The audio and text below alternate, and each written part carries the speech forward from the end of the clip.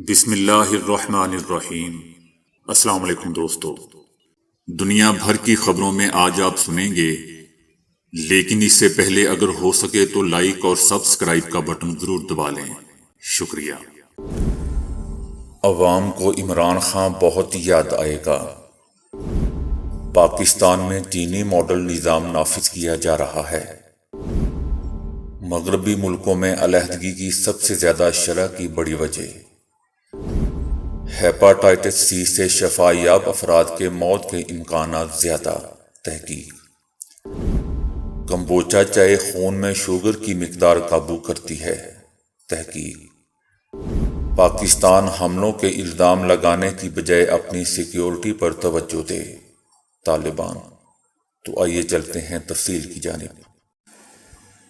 عمران خان کے مخالفین کا کہنا ہے کہ عمران خان کی قسمت کا فیصلہ اب پاکستان کی معیشت کرے گی۔ عمران خان کی سیاست سے غیر موجودگی میں اگلی آنے والی حکومت بھارت کے ساتھ تعلقات میں بہتری لانے میں خود کو زیادہ پر اعتماد محسوس کرے گی۔ جو لوگ عمران خان کی گرفتاری پر پاکستان کی سڑکوں پر ایک خوفناک ابتری اور افراتفری دیکھنے کی امید رکھتے تھے، انہیں مایوسی ہوگی۔ ملک میں مکمل خاموشی رہی اور لوگ اپنے اپنے کاموں میں مگن رہے۔ دوستو، یہ 9 مئی سے پہلے مارچ کی صورتحال سے بالکل مختلف تھا، جب ان کے حامیوں نے ریاست کو یوں آڑے ہاتھوں لے لیا کہ ملک میں تقریباً خانہ جنگی کی صورتحال پیدا ہوگی۔ جہاں 9 مئی کو فوجی عمارتوں پر حملے کیے گئے، وہاں عمران خان کو گرفتار کرنے کی کوشش پر کارکنان نے پنجاب پولیس پر پیٹرول بم بھی پھینکے۔ اس کے بعد فوج اور حکومت نے عمران خان کے خلاف ایک بیانیہ بنایا جس میں ان پر الزام عائد کیا گیا کہ انہوں نے ریاست کے خلاف بغاوت کی ہے، جو کہ قانوناً جرم ہے۔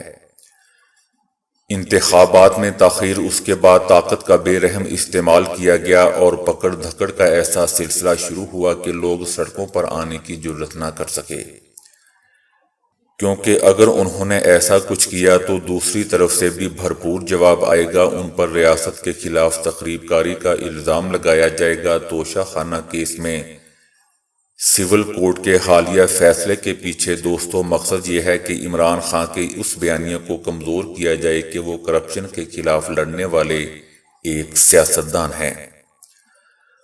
کورٹ نے فیصلہ دیا ہے کہ عمران خان کرپشن میں ملوث تھے کیونکہ انہوں نے اپنے اثاثہ جات الیکشن کمیشن سے چھپائے اور ریاستی تحفوں کو بیچنے کے متعلق جھوٹ بولا۔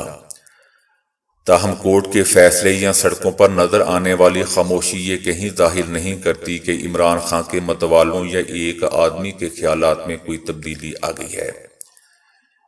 گرفتاری سے الٹا شاید ان کی مقبولیت میں مزید اضافہ ہی ہوگا۔ تاہم یہ ایک ایسا چیک ہے جسے کیش تبھی کروایا جا سکتا ہے جب ملک میں آزادانہ اور منصفانہ انتخابات کروائے جائیں، جس کا فی الحال دور دور تک امکان نظر نہیں آتا۔ عمران خان نے اپنے احتجاج جلد انتخابات کے مطالبے سے شروع کیا تھا، لیکن یہ مشکل نظر آتا ہے۔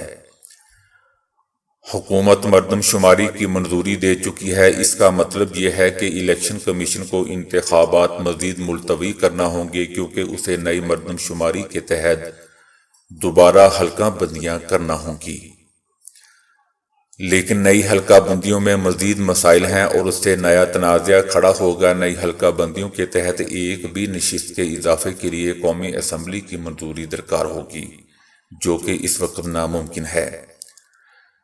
2 صوبوں میں نگراں حکومتیں کام کر رہی ہیں، جس کا مطلب ہے کہ نیا قانون نہیں بن سکتا۔ تو یہ تو واضح نہیں کہ انتخابات کب ہوں گے، لیکن کچھ پر امید تجزیہ کاروں کا ماننا ہے کہ یہ اگلے برس مارچ میں ہوتے نظر آ رہے ہیں۔ اس دوران عمران خان اور ان کی جماعت کو مزید پیچھے دھکیلا جائے گا۔ یہ البتہ طے ہے کہ جب تک اعلیٰ عدلیہ کی جانب سے عمران خان کے خلاف دیا گیا فیصلہ کالعدم قرار دے کر انہیں کوئی ریلیف نہ کر دیا جائے تو وہ انتخابات سے نااہل ہی رہیں گے۔ چیف جسٹس عمر عطا بندیال بھی عمران خان کا بھرپور دفاع کر کے شاید تھک چکے ہیں۔ ستمبر میں ریٹائر ہو رہے ہیں اور بہت کچھ اب ان کے بعد آنے والے چیف جسٹس پر منحصر ہوگا۔ اس وقت پاکستان میں سیاسی ڈوریں army chief general Asim Munir ہلا رہے ہیں اور وہ اس وقت تک انتخابات کے لیے تیار نہیں ہوں گے جب تک کہ عمران خان کو کھڈے لائن نہیں لگا دیا جاتا۔ بہت سے سالوں میں قبل از وقت انتخابات بیانیہ بنانے میں تو فوج نے مہارت حاصل کر لی ہے، لیکن انتخابات کے دن دھاندلی کرنا مشکل سے مشکل تر ہوتا جا رہا ہے۔ اب ایک ہی امید باقی بچی ہے کہ میڈیا میں موجود اسٹیبلشمنٹ کے دوست عمران خان کے خلاف ایک بھرپور مہم چلائیں، ایک ایسی مہم جس پر عوام کو بھی یقین آ جائے۔ دوسرا راستہ یہ ہو سکتا ہے کہ کوئی معجزاتی معاشی کایا پلٹ رونما ہو جائے جس سے عوامی تاثر میں تبدیلی آ جائے۔ عمران خان کی مقبولیت یا بدنامی ایک سنجیدہ مسئلہ بنے گی، کیونکہ فوج اب ماضی کے مقابلے میں کہیں زیادہ معاشی مینجمنٹ میں ملوث ہو چکی ہے۔ ریاست کارکردگی دکھانے میں ناکام رہی تو عمران خان مزاحمت کا ایک پہاڑ بن کر ابھرے گا۔ لہذا چیلنجز دونوں جانب ہی موجود ہیں۔ عمران خان کی واپسی اس چیز پر منحصر ہے کہ آرمی کی مستقبل کی قیادت ان سے دوبارہ ربط بڑھا لے۔ یاد رہے دوستو کہ وہ اب 70 سال کے ہو چکے ہیں اور جیل میں کچھ وقت گزارنے کے بعد آنے والے 5 سالوں میں یہ سب کرنے کے لیے ان میں کتنی توانائی بچے گی، یہ دیکھنا بھی باقی ہے۔ عمران خان کا سیاسی مستقبل آنے والے سالوں میں پاکستان کی معاشی کارکردگی سے بھی جڑا ہے۔ اگر معیشت بہتر نہیں ہوتی، ریاستی اثاثوں کو بیچنے یا فوج کے ذرائع میں ملوث ہونے سے کوئی فائدہ نہیں ہوتا، یا اس سب سے عوامی تنگی میں مزید اضافہ ہوتا ہے، تو عوام کو عمران خان بہت یاد آئے گا۔ چینی ایک قوم ہے، ایرانی ایک قوم ہے، وہ کوئی بھی فیصلہ کریں پوری قوم ایک پیج پر ہوتی ہے، جبکہ پاکستان میں صورتحال اس کے برعکس ہے۔ ہم صوبائی، لسانی اور فرقہ وارانہ بنیادوں پر تقسیم ہیں، اس لیے کوئی مشترکہ پالیسی سامنے نہیں آ پاتی۔ امریکی سائفر کے معاملے پر عمران خان نے یو ٹرن لے کر غلطی کی ہے، اس سے عمران خان کی ساکھ متاثر ہوئی ہے۔ پاکستان میں انتخابات ہوتے دکھائی نہیں دے رہے، عمران خان کو کارنر کر کے اب نااہل کروانے کا منصوبہ بن چکا ہے۔ عمران خان نے قوم کو امریکی غلامی سے نجات دلانے کا اقدام کیا، جس کی سزا کے طور پر انہیں اقتدار سے الگ کر دیا گیا۔ پارلیمنٹ میں تمام فیصلے اور پاکستان کی خارجہ پالیسی اوپر سے نازل ہوتی ہے، اس میں ارکان پارلیمنٹ کو بھی علم نہیں ہوتا کہ وہ کس بل پر کیوں دستخط کر رہے ہیں۔ ارکان کو بتایا ہی نہیں جاتا کہ وہ کس بل کو پاس کر رہے ہیں۔ اب بھی حکومت عجلت میں بل پر بل پاس کروائی جا رہی ہے، جس کا مقصد صرف اور صرف پی ٹی آئی کا راستہ بند کرنا ہے۔ پاکستان میں چینی ماڈل نظام نافذ کیا جا رہا ہے، جو ہمارے ملکی حالات میں کسی طور پر سوٹ نہیں کرتا۔ چائنا امریکہ کی طرح کسی کے اندرونی معاملات میں مداخلت نہیں کرتا۔ ہمارے کرتا دھرتاؤں نے ماضی میں ہر چیز کا انحصار امریکہ پر کیے رکھا۔ اسلحہ لینے کے لیے بھی ہم امریکہ کے مرہون منت ہو گئے، اور امریکہ سے ملنے والا اسلحہ ہماری بلیک میلنگ کا سبب بھی بنا۔ امریکہ اسلحہ دیتا، پھر اسے چلانے اور اس کی مرمت کا ٹھیکہ بھی خود ہی لے لیتا۔ اس کے برعکس چائنا ٹیکنالوجی باضابطہ طور پر ٹرانسفر کر دیتا ہے۔ عمران خان امریکی چنگل سے نکلنے لگا تھا، اسی وجہ سے اسے اقتدار سے محروم کر دیا گیا۔ قوم عمران خان کے ساتھ کھڑی ہے۔ امریکہ نہیں چاہے گا کہ عمران خان اقتدار میں آئے، اس لیے عمران خان کا بندوبست کرنے کے بعد ہی الیکشن ہوں گے۔ مشرقی ملکوں کی نسبت مغربی ملکوں میں علیحدگی کی سب سے زیادہ شرح ہے۔ مغربی ممالک میں علیحدگی کی شرح دنیا میں سب سے زیادہ ہے۔ حالیہ دہائیوں میں لوگوں کے طرز زندگی میں تبدیلی کے ساتھ سماجی تعلقات میں بھی زبردست تبدیلیاں آئی ہیں۔ شادی کی خواہش میں کمی اور علیحدگی کی شرح میں اضافہ ان مسائل میں سے ہے جن سے مغربی معاشرہ اس وقت مشکل میں ہے۔ مختلف ممالک کے شماریاتی اعداد و شمار کے مطابق پرتگال کے لوگوں میں اس کی شرح دنیا میں سب سے زیادہ ہے، اس لیے اس ملک میں 94% شادیاں علیحدگی کا باعث بنتی ہیں۔ جو کہ ایک حیران کن اعداد و شمار بھی ہے۔ پرتگال کے بعد اسپین 85% کے ساتھ دوسرے نمبر پر ہے۔ روس اور یوکرین بالترتیب 80 اور 73% علیحدگی کی شرح کے ساتھ فہرست میں نمایاں ہیں۔ مغربی ممالک کے برعکس مشرقی ممالک جہاں دنیا میں یہ شرح سب سے کم ہے، ہندوستان میں اس کی شرح دنیا میں سب سے کم ہے، جہاں شرح صرف 1% ہے۔ ویتنام 7%، تاجکستان 10% اور ایران 14% کے ساتھ دیگر ممالک ہیں۔ مشرق وسطیٰ کے ممالک میں ترکیہ 25% اور پاکستان 5% کے ساتھ فہرست میں شامل ہیں۔ ایک تحقیق میں معلوم ہوا ہے کہ ہیپاٹائٹس سی سے شفا یاب ہونے والے افراد کی عام افراد کی نسبت موت واقع ہونے کے امکانات زیادہ ہوتے ہیں۔ اپنی نوعیت کی سب سے بڑی تحقیق میں معلوم ہوا ہے کہ وہ افراد جنہوں نے ہیپاٹائٹس سی کو شکست دی، ان کی موت واقع ہونے کے امکانات ان لوگوں کی نسبت جو اس بیماری میں مبتلا نہیں ہوئے 14 گنا زیادہ ہوتے ہیں۔ تاہم اس بات کا انحصار بیماری کی شدت پر ہوتا ہے۔ انگلینڈ میں ہونے والی اموات کی شرح 5 گنا زیادہ تھی، جو متوقع تعداد سے قدرے بلند تھی۔ تحقیق میں 21,790 مریضوں کا معائنہ کیا گیا۔ تحقیق میں شامل تمام افراد 2014 سے اب تک ہیپاٹائٹس سی سے صحت یاب ہوئے تھے۔ اس وائرس کا اگر علاج نہ کیا جائے دوستو تو یہ جگر کو شدید اور مہلک نقصانات پہنچنے کا سبب بن جاتا ہے۔ دنیا بھر کے ممالک ہیپاٹائٹس سی کو ختم کرنے کی کوشش کر رہے ہیں، لیکن اس کے ختم ہونے کے بعد ہمارے سامنے اموات کی شرح بلند ہوگی۔ ایک نئی تحقیق سے معلوم ہوا ہے کہ کمبوچا چائے پینے سے شوگر میں مبتلا افراد کو خون میں شوگر کی مقدار کم کرنے میں مدد ملتی ہے۔ امریکہ کی جارج ٹاؤن یونیورسٹی میں کی جانے والی تحقیق میں لوگوں کو یہ مشروب 4 ہفتوں تک روزانہ رات کے کھانے کے ساتھ پینے کے لیے کہا گیا۔ ان افراد نے مزید 4 ہفتوں تک ایک اور مشروب بھی پیا جو دیکھنے اور ذائقے میں کمبوچا چائے ہی کی طرح لگتا تھا، تاکہ انہیں دونوں کے درمیان فرق محسوس نہ ہو سکے۔ 4 ہفتوں تک کمبوچا پینے کے بعد رضاکاروں نے اپنے خون میں شوگر کی مقدار میں کمی کا مشاہدہ کیا۔ تحقیق کے مطابق 1 مہینے تک کمبوچا کے استعمال کے بعد رضاکاروں کے خون میں شوگر کی اوسطاً مقدار 164 ملی گرام خون سے کم ہو کر 116 ملی گرام تک آ گئی تھی۔ یہ مشروب دوستو بیٹا خلیوں کو دوبارہ بنانے میں بھی مدد دیتے ہیں، جو خون میں شوگر کی مقدار قابو رکھنے کے لیے انسولین ہارمون بناتے ہیں۔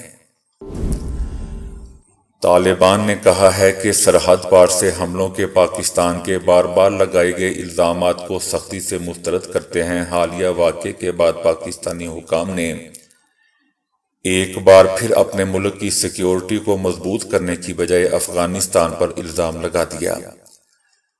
جب حملے ہوتے ہیں تو افغانستان اور پاکستان کو مشترکہ حل تلاش کرنا چاہیے، کیونکہ الزام لگانا کسی بھی چیز کا حل نہیں ہے۔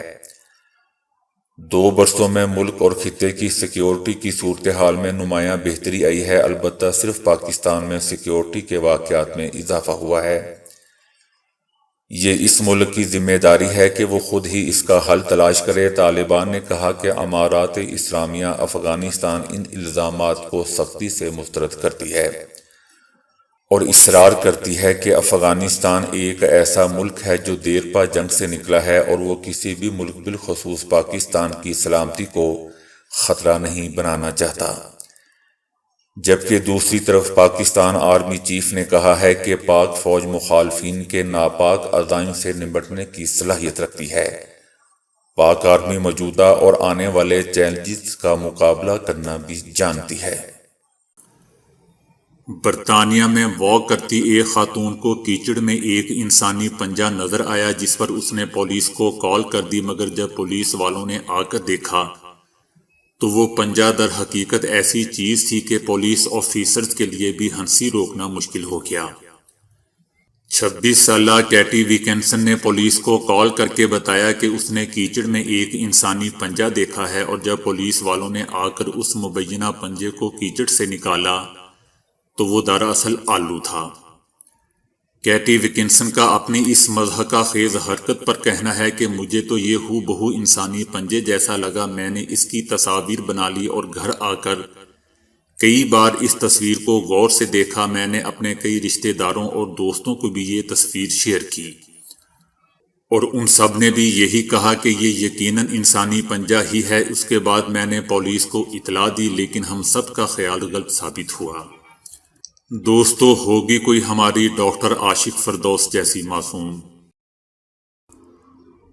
برطانوی سائنسدانوں نے ایک دلچسپ تحقیق میں دریافت کیا ہے کہ جو لوگ مردوں کی آوازیں سننے کے دعوے دار ہوتے ہیں ان کی یہ کیفیت عموماً نوجوانی سے ایسی ہوتی ہے اور وہ اپنی دنیا میں مگن رہنے والے بھی ہوتے ہیں۔ دوستو، یاد رہے کہ صرف مشرق ہی نہیں بلکہ مغربی ممالک میں بھی ایسے لوگوں کی بڑی تعداد موجود ہے جن کا کہنا ہے کہ انہیں اپنے مرحومین کی آوازیں سنائی دیتی ہیں اور وہ ان سے باتیں بھی کرتے ہیں۔ البتہ مردوں کی آوازیں صرف وہی سنتے ہیں، جبکہ آس پاس بیٹھے ہوئے لوگوں کو ایسا کچھ بھی سنائی نہیں دیتا۔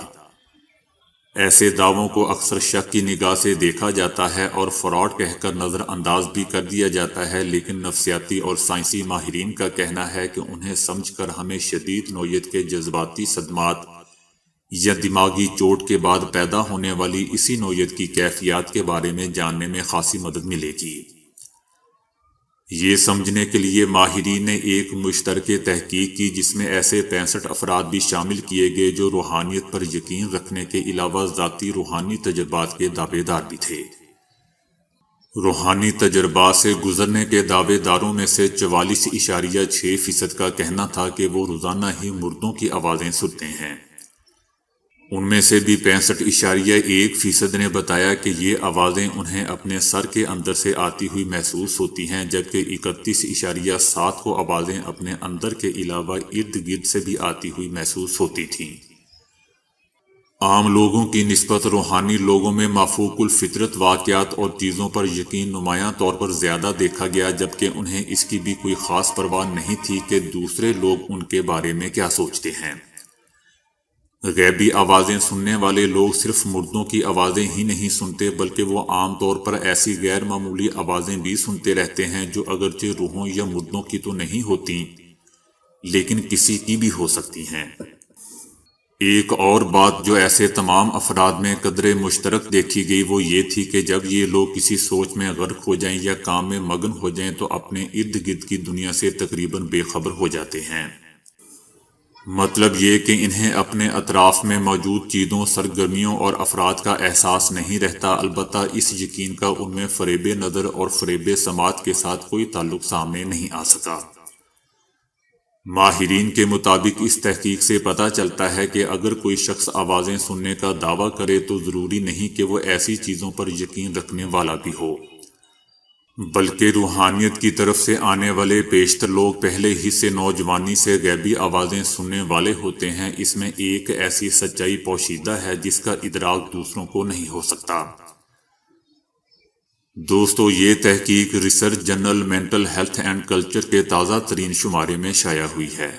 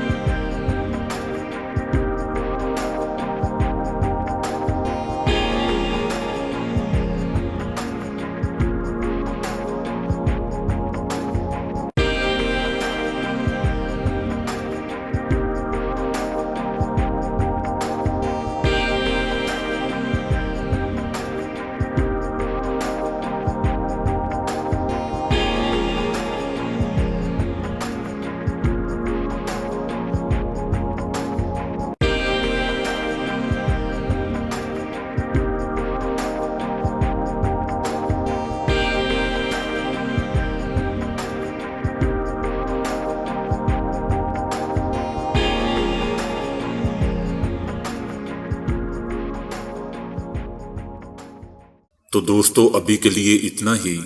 ویڈیو کو لائک اور شیئر کرنے کا بہت بہت شکریہ۔